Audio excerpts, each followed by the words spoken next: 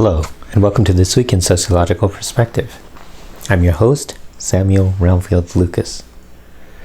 This week, we discuss national implications of some of the characteristics advertised as amenities on Airbnb. But first, I recently spoke with Nicolo Pinchak of Ohio State University about his recent paper titled Paws on the Street: Neighborhood Level Concentration of Households with Dogs and Urban Crime.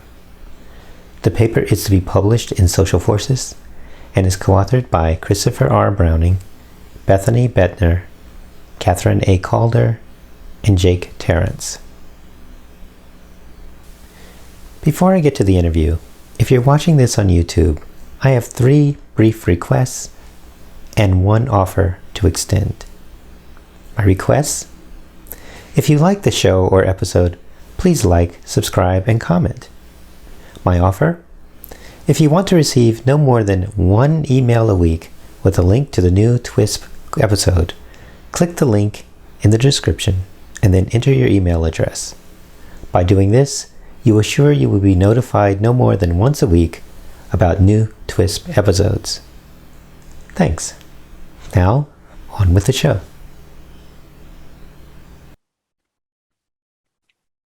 Mr. Pinchak, thank you for joining us. Absolutely. Thank you for having me. So, your paper assesses the impact of neighborhood dogs on neighborhood crime. And your study is framed by Jan Jacobs' perspective on neighborhoods. What factors did, just to get us started, what factors did Jan Jacobs consider in her perspective on neighborhoods? Sure. So Jan Jacobs, the work of hers that most people know isn't really about crime specifically. It's really kind of a reaction to these then modern movements to change the way cities are shaped and the way people kind of live within them. And her idea was really saying, no, actually neighborhoods are about people more than the structure of cities. And embedded in a lot of her work, that as people have extracted now, is a model for how residents can deter crime. And the theory there is really that crime will be lowest in neighborhoods where there's a lot of trust among the locals and the residents, but also where there's a lot of eyes on the street, especially a lot of local residents' eyes on the street. And people haven't really been able to get at that side of the theory. The trust side of the theory has a lot of evidence behind it.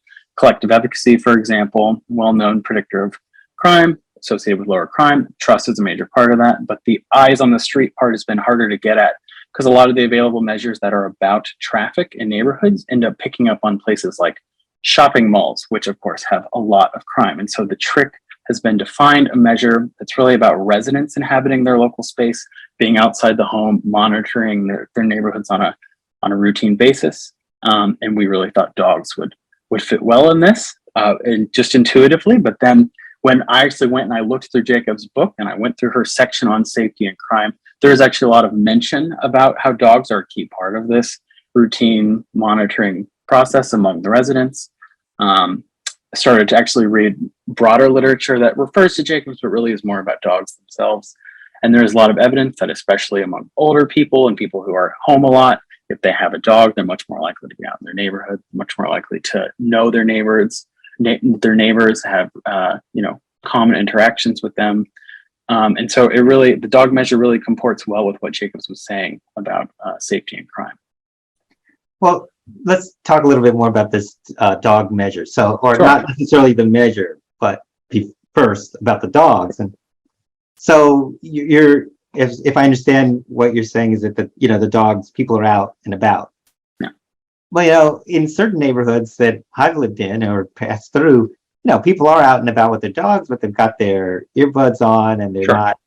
So how do the dogs figure in theoretically? Before we get to data, if you could say a little bit more about what are they doing or what are they expected, what is their presence expected to do that we might be able to pick up some impact on crime?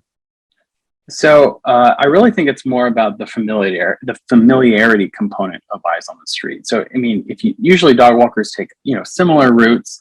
They have a sense for what is going on in those areas every single day. And if they are passing through and something suspect or something is standing out to them, that gives them the familiarity with that place to say, okay, something's off. Maybe something needs to be done. Maybe we need to call someone, check in on someone, something like that. So there's the familiarity component. There's also a deterrence component, which you can imagine. Maybe a dog walker is walking down the street and there's someone, a motivated perpetrator, and they say, okay, this person has a dog. I'm just going to not go after this person, go to the next target. That could be what's going on.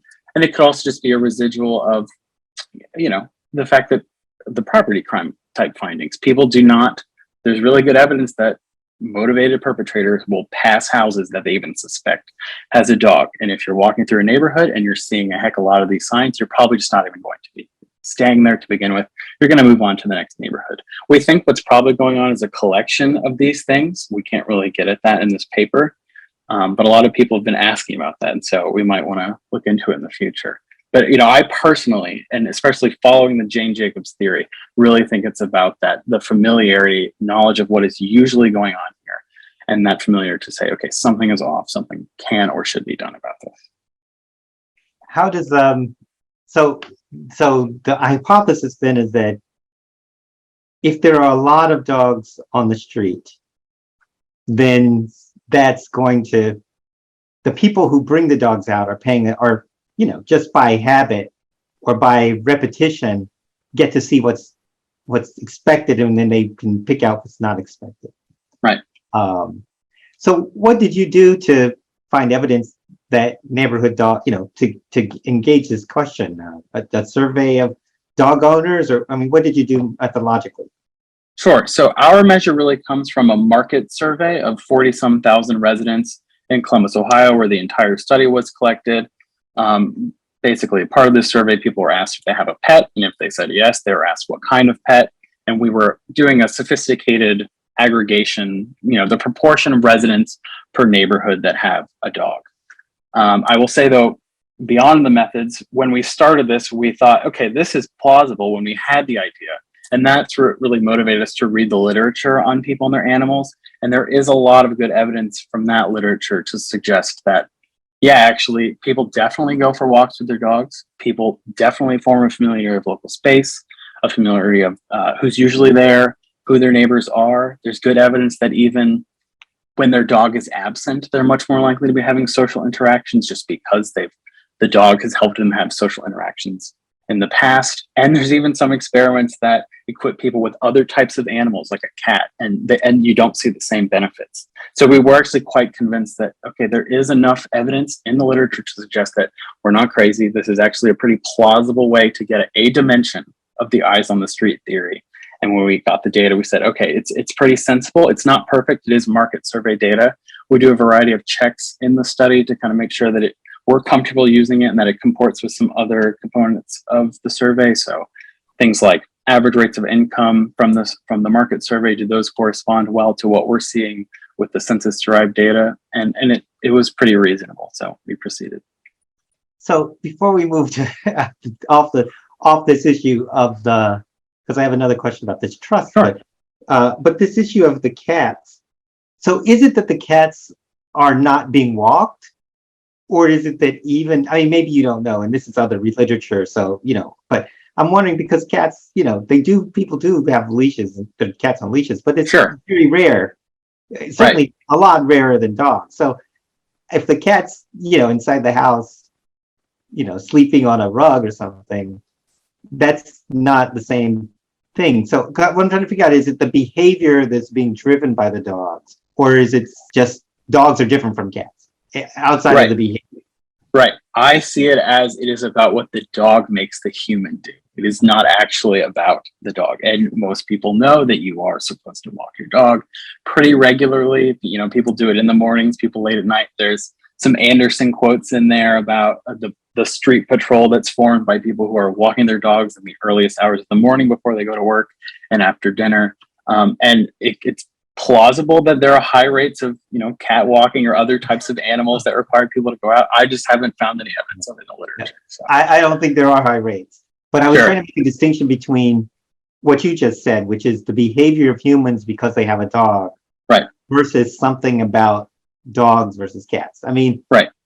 It's still leaves open the question, if you did have a cat, maybe people, you talked about the social interactions that get generated. Mhm. It could be the case if somebody walked out with a cat, took a cat for a walk, people still might not be as as socially engaged with them, because cats might be a little more standoffish than dogs. So who knows? Sure. But at least at the level of the evidence we do have, we can certainly connect it to the behavior of humans in response to having a dog. Yeah, I agree. Yes. So at some point in your discussion, you talk about trust. And before we get to the findings, how is at a hypothetical level or theoretical level, how is neighborhood trust implicated in the understanding of how dogs may or may not matter? So in the Jacobs theory, it's, if you think about it, you can't just be, there in the paper, there are some cited calls from police departments to just have people walk their dogs in certain areas of the city that are high in crime in an effort to reduce crime. And this seems somewhat irresponsible, because I think intuitively people can see that and say that could lead to victimization. And in Jacob's theory, that's right. It's not just that it doesn't make sense to just go out on your local street. This trust component is the other piece of evidence that in her theory is necessary. And to be clear, it's not just that these things are additively working together. It's that you need one another to really kind of deter crime.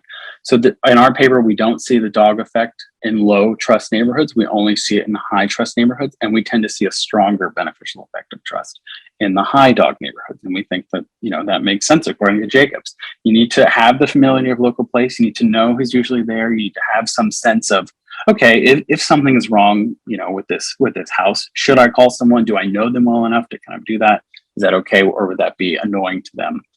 And that's the trust component, and it's the idea that when I walk my dog, that maybe someone else will be looking out for me too. We definitely think they work together. So you looked at robbery and some other crimes. So what did you find? Because I'm wondering, is it the same across all crime? Sure. You looked at robbery, and what did you find there? So the outcome we were most interested in was robbery, because robbery is remarkably more common on the street rather than in households. And we think, of course, dogs can deter at-home crime, and really wanted to make sure that this effect is holding for a street crime like robbery. And we found that in neighborhoods high in trust, neighborhoods that are also high in dogs have lower crime rates than those that are high in trust but low in dogs, and have lower robbery rates. But then also neighborhoods that are high in dogs but then also have high trust, they also have less crime than neighborhoods that are high in dogs but low in trust. And so that effect, the interactive effect there is really most evident for robbery. We also found that it was evident for homicide, which is also traditionally a street crime. It is more common on the street. We found some evidence of that among assault, which is more common on the street, but also quite common in the home. And then among property crimes, which of course are not really street crimes, tend to happen in people's places of residences. We found that the benefits of dogs are really independent of trust, which does make sense and kind of comports with actually a lot of literature about dogs and crime and how they can deter property crimes, like I said. There's even evidence that households with a beware of dog sign, if you ask a criminal if they'd like to perpetrate against the house, they would say no. I mean, it's just, I can find an easier option. And so dogs at home, it makes sense why they deter without trust being so necessary. But for the street crime, especially robbery, the two pieces are needed together. So there's your experimental design: a beware of cat sign on one house and beware of dog sign on the other. Sure, yeah. Yeah, you're right. Yeah, one question we keep getting, which is interesting to me, because it didn't come up for us, was just the breed matter. And it's somewhat related to what you're saying about cats. I mean, maybe it matters, especially if there are dogs that need more frequent walks or longer walks or something like that. I tend to think not. I tend to think that the human behavior that comes from the dog is quite stable across breeds, but maybe not. Yeah, and maybe beware of dog signs for certain breeds are also kind of more threatening to a motivated offender. But I really don't know. Yeah. But so the idea is, in a high trust neighborhood with a large number of dogs, there's lower crime. Yep. But a neighborhood with a lot of dogs and low trust, tends to be no effect. Right, no benefit. Yeah, in the low trust neighborhood, more dogs doesn't make a difference. Yeah. And a low trust neighborhood in general would have lower crime. I mean, higher crime. Right. Yes. Independent of the dogs. Okay. But the high trust neighborhood with dogs has less crime than the high trust neighborhood without dogs. Right. Yep. So you have to have, I mean, you need both to get the real benefit. Right. So what does this say? You know, if we take these findings together, what does this say about the role of dogs in neighborhood safety and quality of life? I mean, they are, setting aside our digression on cats, you know, you have some hypotheses about how the effect is coming about, right? Are there other aspects of it other aspects of the way they engage that might further support this finding coming about? Sure. Yeah, so I think one important test is just to get a better measure of local residential monitoring, of how often people themselves are going out on their local streets with or without a dog and kind of seeing their local space on a regular basis. It's just been hard to get at that measure, but that's the ultimate test of Jacob's theory. And really, you know, it'd be nice to have that and the dog measure in the same model to really see, is it really about the dogs or is it just the monitoring component? I will say though about dogs, if we are very serious about dogs, and there are quite a few people who are, there are some things that we could do. And one of those things is to continue to interview motivated offenders or people who are experienced with robbery and property crime and saying, okay, tell us more about, you know, how can a person with a dog be a deterrent? You know, we could say, maybe like we said earlier, okay, does a person have a certain type of dog? And they just say, okay, no, there's an easier target. I'm going to keep moving. Maybe it doesn't work that way. Maybe it's a more ambient type of thing. Maybe it's just, no, I know there are a lot of people on the streets there. I know people are walking around. They're watching out for each other. I'm just going to move on to a totally different environment, you know, more deterrence rather than in the moment self-defense type of thing.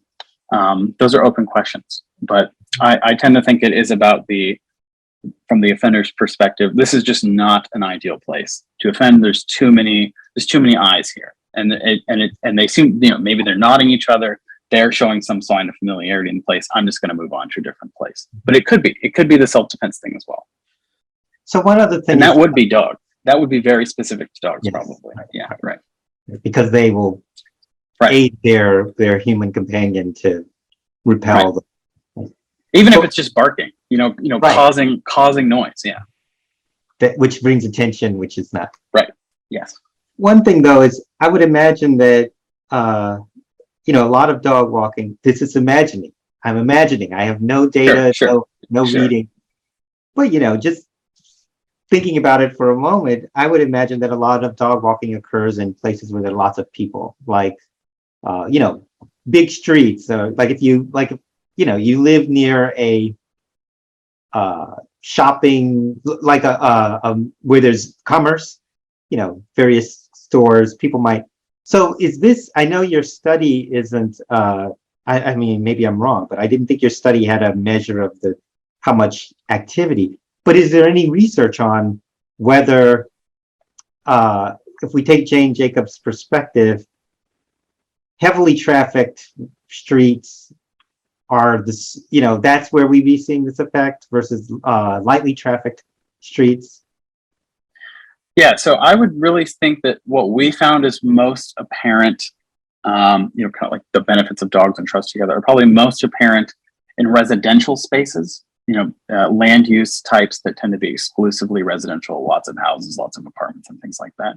There is evidence, some of which is from Christopher Browning, one of the co-authors, that just is about measures of active streets and, you know, how many people are on the sidewalk. This is from the Project on Human Development Chicago Neighborhoods. You know, they're driving down the street in the Google Street View type car and counting up the number of people on the road.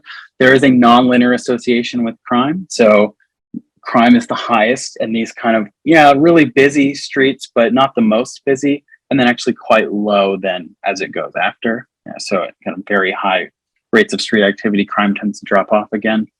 Another measure that's kind of interesting and about this activity on the street process comes from an EPA measure of walkability. They have this measure of to what degree can residents, they say go out on the street and kind of just walk around, or do they need a car to get places? I don't know how good this measure is, because I looked and my neighborhood has quite low walkability because we don't have sidewalks.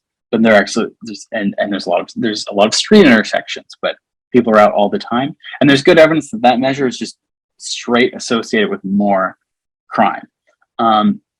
And maybe that is also kind of dependent on these other processes. Maybe that is more beneficial in residential areas. It's kind of an open question. I tend to think that what we have, though, is just pretty exclusive to residential areas. Of course, Jane Jacobs' theory isn't about residential areas. I think most of her work is based in New York City, which has tons of mixed-use land types.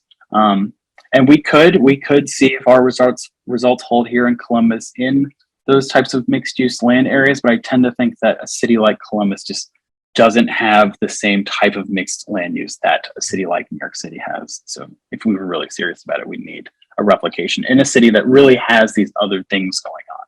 It can help us get at, does this work outside of just, suburban type areas? On this walkability, it's the walkability score is the higher the more walkable the neighborhood, the more crime. Is that what it is? Yeah, right. So this is, I wonder, is it's about this familiarity thing that you were talking about earlier.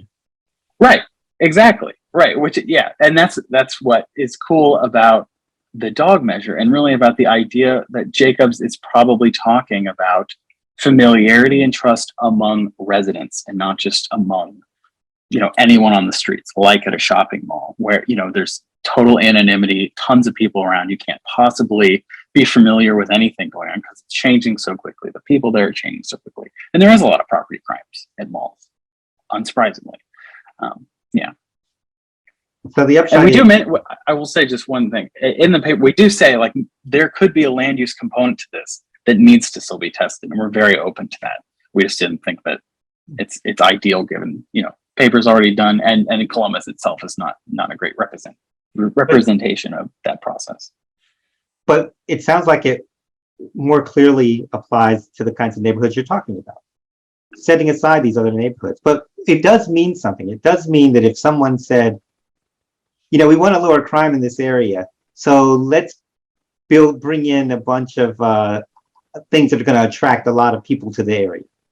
That's not necessarily an answer, because that would address the familiarity. That would simply address the number of eyes. But whether they're going to be motivated to do anything or feel comfortable doing anything, not necessarily, because they don't have that familiarity and they don't have that trust. So I think your findings are implicated in figuring out how to make neighborhoods work. I totally agree. Absolutely. Yeah. The thing that always comes to mind to me is pickpockets. I mean, people may not report all these crimes, but everyone knows that in these places that have tons of traffic and lots of anonymity, there is a ton of crime. Yeah. And I do think this theory, I will say, her theory really isn't, I don't think she herself intended to write a model of how we deter crime. Criminologists and sociologists have done that themselves, extracting this from her work. And I do think it tends to work best in residential spaces. Okay. Well, Mr. Pinchak, I want to thank you for this fascinating analysis. I mean, as a person who has an affinity with non-human animals, that's great, but it's also interesting to see how they change us and then facilitate things that we would like to happen. We kind of behind our back, not necessarily because we don't necessarily get a dog, because some do, but many get them for other reasons, but they have those effects. It's very interesting and promising line of work. I want to thank you for sharing it with us today. Thank you for having me. This was really fun, and I appreciate everyone who listens.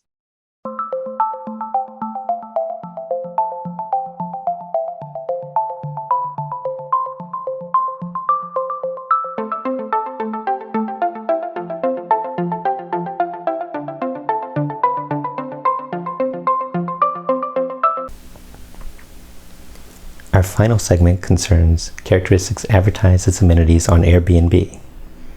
The Washington Post published their article titled, Airbnb apologizes after Mississippi slave cabin is listed as luxury getaway on August 2nd. In the interest of accuracy and credulity, I'll just quote the Post article, which states that the facility contained, quote, exquisite antique furnishings, soft linens, a brand new bathroom, and access to Netflix on the smart TV. But there was something else about the Panther Burn Cottage that the luxury listing proudly advertised. The property was an 1830s slave cabin that housed enslaved people at a plantation in Greenville, Mississippi. This listing was outed on Friday, July 29th in a TikTok video by Wynton Yates, a New Orleans lawyer specializing in entertainment and civil rights law. By Monday, Airbnb apologized and stated that they are, quote, removing listings that are known to include former slave quarters in the United States. Before turning to sociological considerations, note that some might wonder, what's all the fuss about? The property has erased the earlier nature of the facility, so it bears no real physical resemblance to slave quarters. And it's clear the patrons are pleased.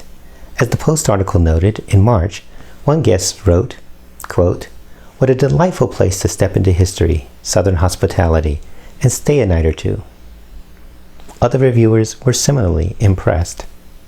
Why not repurpose the slave quarters? What would be better? Tearing it all down, building something else, and then renting it out to short-term visitors? To answer these questions, we have to begin by plainly and directly identifying the stark reality of slavery. Slave quarters were, among other things, sites of assault, torture, rape, and murder. The people forced to live in that housing had no power to resist and no civil authority to whom they could appeal. Thus, slave quarters in the U.S. are akin to other sites of human rights atrocities around the world. Who would book lodging proudly advertised as La Escuela Superior de Mecánica de la Armada in Buenos Aires, a detention center used for violent interrogations, torture, and murder during Argentina's military dictatorship? Or how about Hotel Auschwitz? Would we deem it appropriate to rent out or book lodging in the rehabbed cabins of the death camps? The inappropriateness of using an Argentinian torture chamber or a German death camp as a luxury hotel is obvious to the vast majority of Americans. And that's a good thing. But for some reason, an American in possession of an American site of decades-long assault, rape, torture, and murder thinks the most profitable use of such a property is to rent it out to vacationers. And that owner lives in a society so dismissive of the African American experience and brutality of slavery that they believe that the site's status as a slave cabin is an amenity worthy of note in the advertisement. And enough Americans see no problem with such use of a site whose very existence and use was a daily violent assault on a people, that the property gains overnight visitors who leave rave reviews. This mixture of insight and blindness, of seeing the atrocities committed by distant others clearly, but remaining blind to the atrocities committed by one's own kind, is a result of what sociologists regard as processes of collective memory. How nations manage those processes of collective memory go a long way to determining the health and collective efficacy of the nation. Now, in no case has a country seamlessly and without conflict addressed the atrocities committed at their hand. But some countries have done a much better job than others. Sociologists Genevieve Zibzaki and Anna Wasney note that at one pole stands Germany, which offered an imperfect but still exemplary response to the Holocaust. At the opposite pole stands Turkey, and countries like Turkey that completely deny even the occurrence of the atrocities its citizens committed. In the middle falls Japan, Poland, and the United States. Japan falls closer to Germany in part because Japan has officially apologized for many atrocities. But Japan is placed in a category distinct from Germany because of Japan's denial of specific atrocities, such as the existence of comfort women, and because of the repeated visits of Japanese officials to the Yasukuni Shrine, a site that celebrates the souls of war criminals. The United States is also in the middle, but it falls closer to Turkey than it does to Germany. The US is distinct from Turkey in that while Turkish officials deny the existence of the Armenian genocide, and Turkish law prohibits the suggestion that Turkey is responsible for a genocide the state does not even recognize, the federal and state officials in the US have not denied the existence of slavery in the United States and do not officially prohibit criticism of the government on the issue of slavery. Sobzhaki and Wozni suggest what made the German response to the Holocaust, Germany's role in World War I, and Germany's role in World War II successful in the end, or more recently, is that mainly national leaders led the country to accept historical responsibility. Rather than sweep the sordid actions of the past under the rug and pretend that what is true is false, Germany faced the atrocities squarely.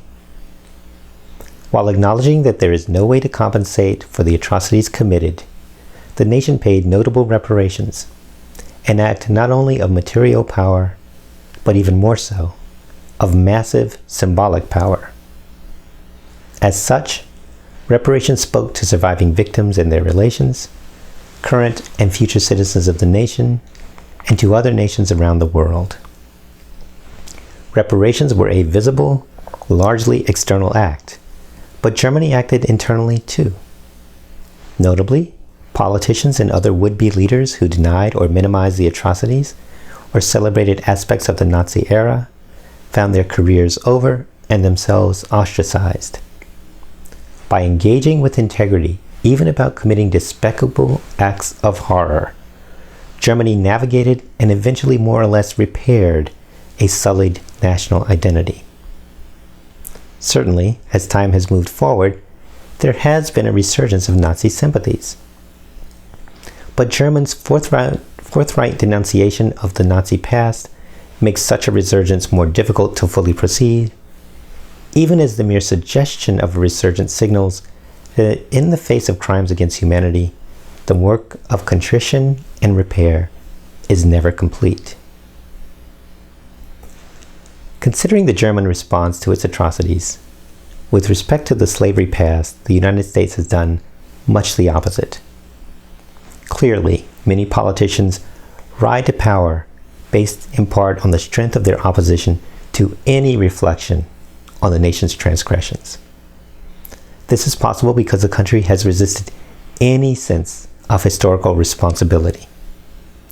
In the summer of 1997, for example, President Bill Clinton very publicly considered apologizing for slavery. Even at the outset, he made it very clear he opposed reparations. After a short time, President Clinton then very publicly refused to issue a national apology for slavery. President Clinton read the short-term politics correctly. An ABC News poll found in 1997 that 88% of whites opposed reparations. Little has changed in the intervening years. In 2021, surveys indicated that only 19% of whites supported financial reparations, and only 39% of whites supported even a national apology for slavery. Clinton's political read was apt, and he used that read to maintain his success as a politician. But we can wonder, while President Clinton was effective when it came time to read the public, when it came time to lead the public, was he truly successful? As president, he had an opportunity to lead the country to address clear wrongs in a way that could have increased the strength, resilience, and capability of the nation. But he turned away from that opportunity, as many others have before and since. Thus, those wrongs continue to fester. It is hard not to see how those wrongs, by going unaddressed, are renewed every day in mundane actions like posting an advertisement that treats having been a slave quarters as an Airbnb amenity. The constant renewal of these atrocities continually undermines virtually every single enterprise a truly successful country will easily undertake. It is hard to imagine someone advertising luxury accommodations in Hotel Auschwitz. And the reason it is hard to imagine is that Germany did the hard work of remorse, reparations, and renewal, and is now a country strengthened to collectively address the challenges of the 21st century. Alas, one does not need to imagine someone advertising a plantation slave quarters as a luxury suite, for it actually is happening in the US and did happen as recently as the last Friday in July 2022. It is a sociological fact of collective memory, analogous to a similar psychological fact of individual memory. Unless and until the nation directly and fully addresses its role in committing and facilitating the clear wrongs of slavery, Jim Crow, lynching, and the associated atrocities, and thus interrupts the repeated renewal of those atrocities, the nation will continue to become less strong, less resilient, and less capable. And the continuation and exacerbation of that fragility, weakness, and incapability will be marked by the steady occurrence of one unimaginably insensitive moment after another. That's This Week in Sociological Perspective. We'll be back next week with another interview with an author of some important sociological research and more sociological insights on an issue in the news. Till then, take care.